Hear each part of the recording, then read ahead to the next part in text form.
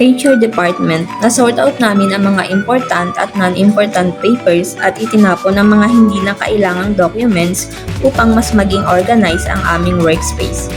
Item na hindi namin alam kung ano ang gagawin ay ang mga rejected samples na nasa training room.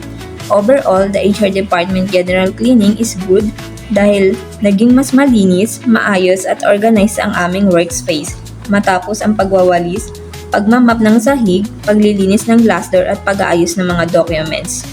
Ang mga kailangan pa naming tools ay keyboard brush at basahan o tissue para sa regular na paglilinis at pagdidisinfect ng mga keyboard, upuan at iba pang kagamitan sa training room dahil ito ay ginagamit ng mga iba't ibang tao araw-araw.